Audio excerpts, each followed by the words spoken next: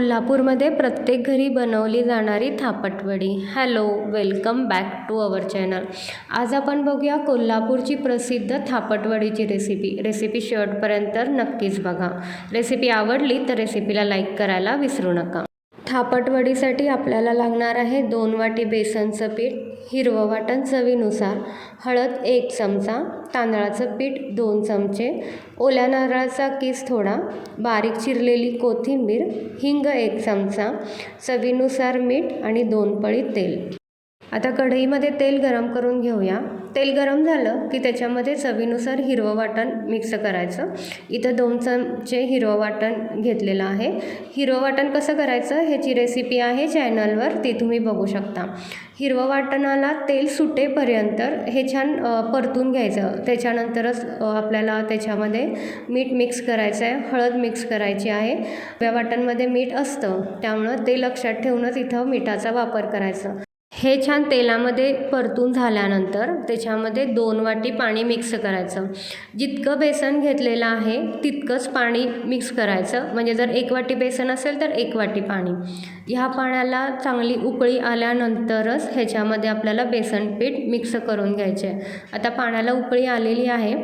थोडं थोडं करत बेसन आपल्याला ह्याच्यामध्ये मिक्स करायचं आहे. बेसन मिक्स करताना त्याच्यामध्ये 2 चमचे तांदळाचं पीठसुद्धा आपल्याला मिक्स करायचं आहे. फ्लेम आहे ती मीडियम ठेवायची आणि मीडियम फ्लेमवरच पीठ आहे ते छान आपल्याला शिजवून घ्यायचं आहे. या बेसनच्या पिठाचा छान असा गोळा तयार व्हायला पाहिजे. जेव्हा गोळा तयार होतो त्यावेळी आपलं पीठ आहे ते शिजून तयार झालेलं असतं.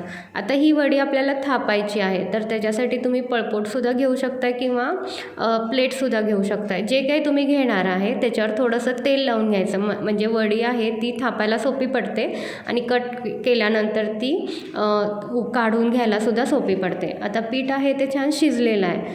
पीठ शिजलं आहे की नाही हे कसं चेक करायचं तर हातामध्ये घ्यायचं आणि थोडंसं प्रेस करायचं. जर हाताला चिकटलं नाही तर पीठ आहे ते छान शिजून तयार झालेलं आहे.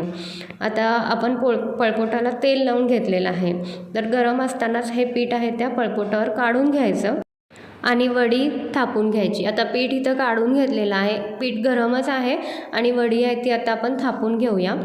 गरम असतानाच वडी थापली पण जाते आणि छान होते. त्याच्यामुळं गरम असतानाच ह्या गोष्टी सगळ्या करायच्या. वडी थापायच्या वेळी हाताला थोडंसं तेल लावून घ्यायचं. म्हणजे वडीचं जे पीठ आहे ना ते हाताला चिटकत नाही.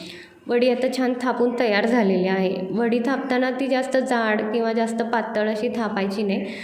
आता त्याच्यावर ओल्या नारळाचा किस जो आपण करून ठेवला आहे तो आणि बारीक चिरलेली कोथिंबीर आहे ती टाकून घेऊया आणि थोडंसं ती प्रेस करून घ्यायची म्हणजे ती पिठाला छान चिटकून बसेल.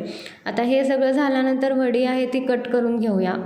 पीठ चांगलं शिजवून घेतलं की वडी थापायला सोपी पडते आणि कट करायलासुद्धा सोपी पडते. त्यामुळं पीठ आहे ते व्यवस्थित शिजवून घ्यायचं.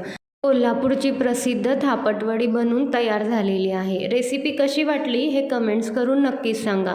रेसिपी आवडली असेल तर रेसिपीला लाईक करून चॅनलला सबस्क्राईब करायला विसरू नका.